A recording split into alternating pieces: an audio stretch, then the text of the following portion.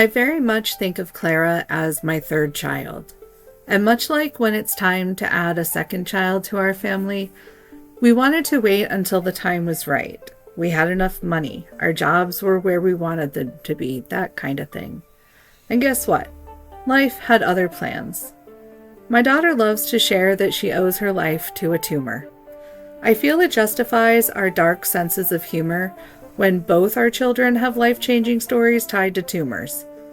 When I was younger, I had some pain on my right side. I went to the doctor and they decided to send me for an ultrasound. This was prior to my chronic pain, and I really had no idea what real pain was back then. But I went for the ultrasound and they found a tumor on my liver. So they sent me for an MRI, which would give them more information. So I prayed and I went. I had the MRI and met with the doctor. He tells me that he's 90% sure that it's a type of tumor called FNH. I believe that's what it was called. But it was basically benign and fine.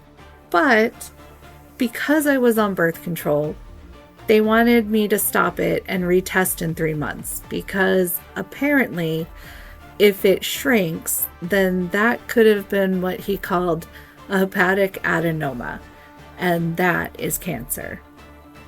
I asked him, what if I get pregnant in the next 3 months? He said, well, congratulations then on your baby. Foreshadowing, just saying.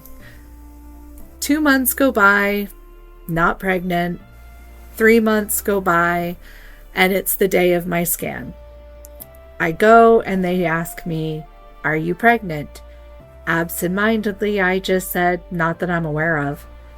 They absolutely refused to do my test. I was like, I am not pregnant. And she said, because I did not say no, they would not do my scan. And they rescheduled me for the following week. I was so angry. I had taken time off of work, traveled all the way down there in rush hour traffic, all so they could tell me no. So the following week, on my way home from my board meeting, I stopped at CVS and bought a test. I was pretty snarky about it and joked with the cashier that they can't deny me this time. I'll have a test to prove it.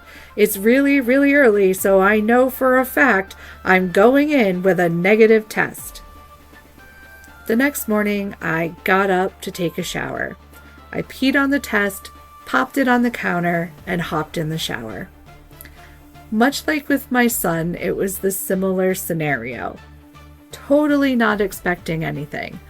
Laid on the counter, hop in the shower.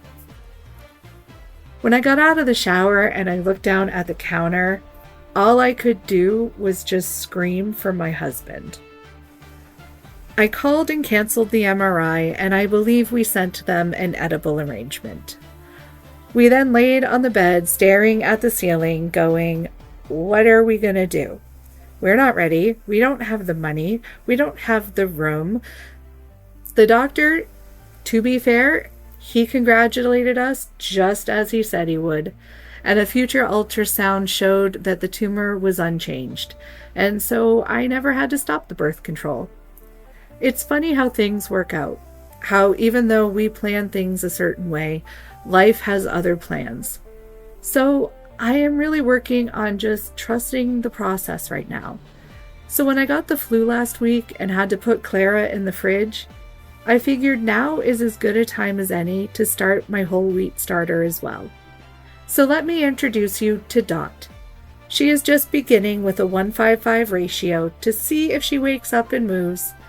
But why wait? Let's just have some fun.